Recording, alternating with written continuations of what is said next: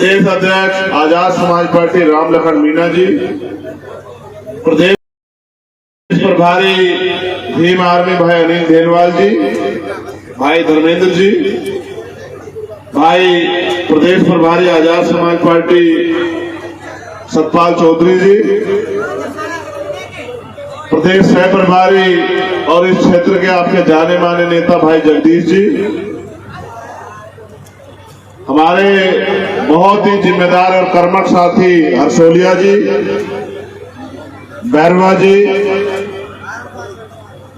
छोटे भाई सुरेंद्र जी, अतर सिंह जी,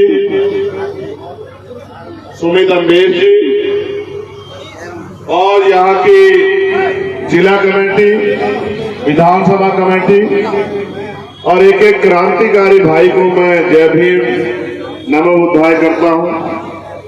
मैं तो इनसे मना कर रहा था कि ज्यादा देर बात मत रखो, हम संविधान बचाओ यात्रा के अनुसार चलेंगे, लोगों के बीच में जाएंगे, अपनी बात कहते जाएंगे, लोगों से आशा और विश्वास और मौके की बात रखेंगे कि वो हमें इस लड़ाई को लड़ने का मौका दें। तो समय समय पे इस भारत की धरती पे जन्मे सभी संतों गुरुओं महापुरुषों को नमन करता हूं।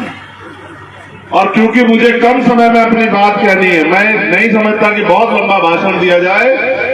आपकी बात जो आप समझाना चाहते हैं बहुत कम शब्दों में समझा दो तो भी बहुत है। महापुरुषों के आशीर्वाद से, आपके प्यार से अगर मुझे जिंदगी मिली तो मैं बाद में भी आपके बीच आता रहूंगा और गली गली, गांव गांव, बस्ती बस्ती जाके आपको समझाता रहूंगा। क्योंकि मैंने जब अपने महापुरुषों को पढ़ा है, देखा है, समझा है, जाना है, तो उन्होंने पूरी जिंदगी यही कहा है कि मैं सबसे बेहतर नहीं हूं। मेरा तो काम यह है कि मैं महापुरुषों की बात को और ज्यादा से ज्यादा लोगों तक पहुंचा दूं। और मैं भी इसी काम को आगे बढ़ा रहा हूं कि ज्यादा से ज्यादा लोगों की बात ये समझ में आ जाए कि महापुरुष क्या चाहते थे और महापुरुषों का कारवां कैसे पूरा होगा। आज हम लोग नगर की धरती पे हैं, नगर राजस्थान में है। मैं जब छोटा था तो सुनता था राजस्थान, ऐसा लगता था कि कोई ऐसी धरती होगी जहां कमजोरों का भी राज होगा, जहां दलितों का, पिछड़ों का, आदिवासियों का, अल्पसंख्यक समुदाय का, उनका भी राज होगा। लेकिन जब जब मैं इधर आता हूं और देखता हूं कि राजवाज तो नहीं है।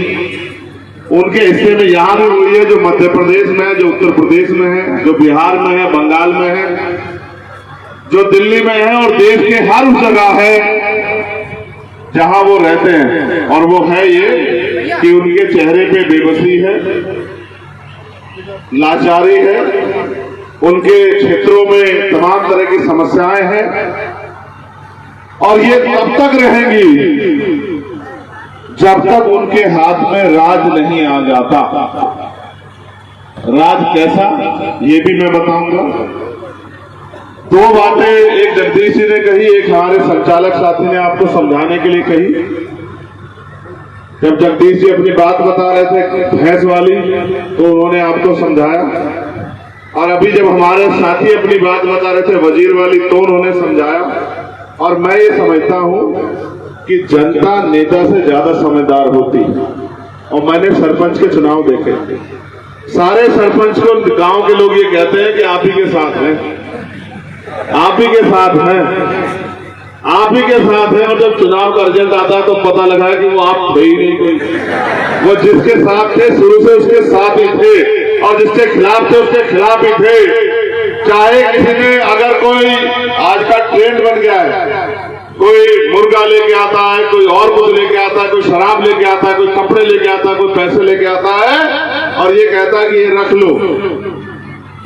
बहुत सारे लोग तो इन अवसरों पे अपने वोट का सौदा कर लेते हैं। लेकिन जहां मैं पैदा हुआ हूं, जिस समाज में, कमजोर समाज में, गरीब समाज में, किसान समाज में, कमेरे समाज में, मैंने देखा कि हमारे लोग